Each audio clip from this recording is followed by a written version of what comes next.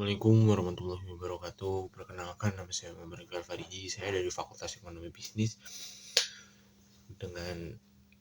dengan jurusan S1 Manajemen. Nah, di sini saya ingin menganalisis kasus perusahaan yang dimana kasusnya itu sebuah perusahaan mengalami penurunan produktivitas karena miskomunikasi antara departemen produksi dan pemasaran.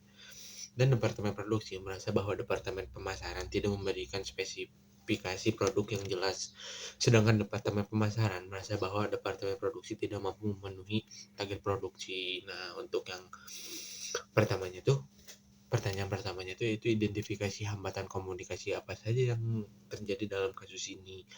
Nah, untuk yang terjadinya itu yaitu kurangnya kejelasan informasi, terus persepsi yang berbeda, terus tidak ada proses koordinasi yang struktur, dan hambatan bahasa dan terminologis teknis. Nah, terus yang kelimanya itu ada kurangnya empati dan pemahaman lintas fungsi.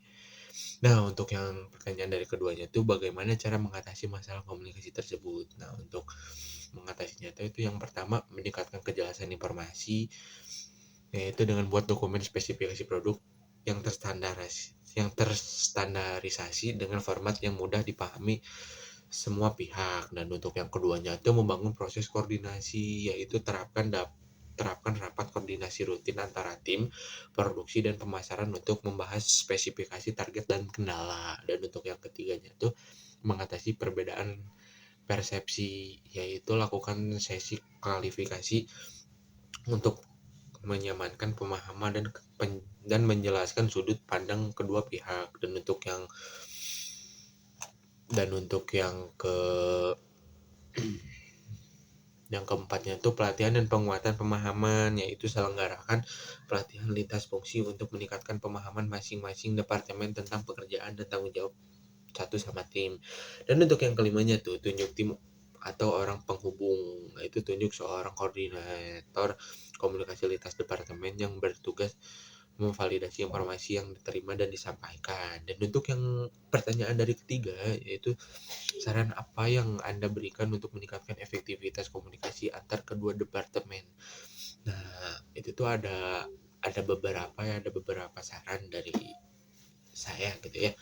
Dan untuk yang pertamanya itu standarisasi proses komunikasi, yaitu gunakan prosedur komunikasi yang baku untuk menyampaikan spesifikasi produk, perubahan, dan pembaruan informasi. Dan untuk yang keduanya itu meningkatkan transparansi.